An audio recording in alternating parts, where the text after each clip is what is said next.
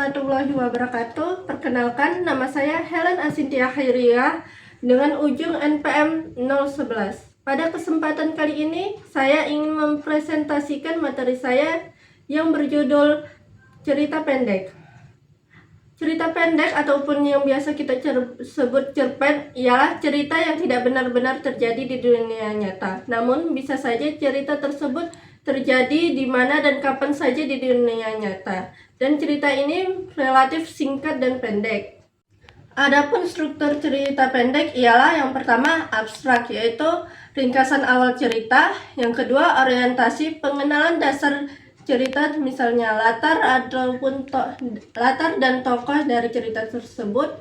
Yang ketiga komplikasi, pengenalan awal dari masalah dalam cerita tersebut. Yang keempat evaluasi, yaitu puncak masalah dari cerita tersebut.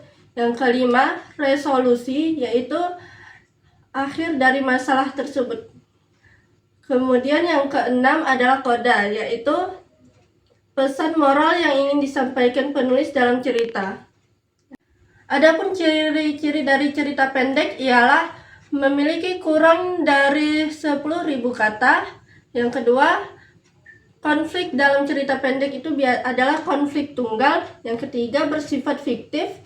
Yang keempat, alur cerita dari cerita pendek adalah alur cerita tunggal. Yang kelima, tokoh dalam cerpen itu terbatas dan penokohannya itu sederhana. Yang keenam, pesan atau kesan yang mendalam dalam cerpen tersebut.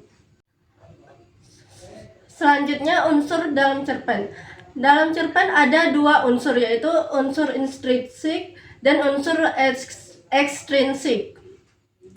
Unsur intrinsik ada 7, yaitu yang pertama tema, yang kedua tokoh dan penokohan, yang ketiga alur cerita, yang keempat latar cerita, yang kelima gaya bahasa, yang keenam sudut pandang penulis, yang ketujuh amanah.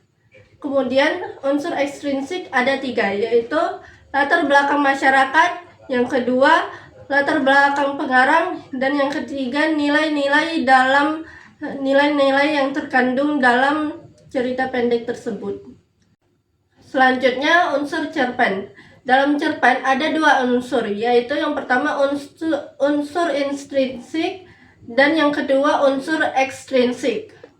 Unsur intrinsik ada 7. Yang pertama tema, yang kedua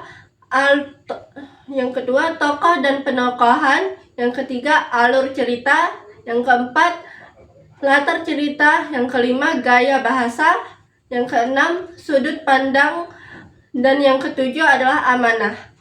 Kemudian unsur ekstrinsik ada 3, yaitu latar belakang masyarakat, yang kedua latar belakang pengarang, dan yang ketiga adalah nilai-nilai yang terkandung dalam cerita pendek tersebut.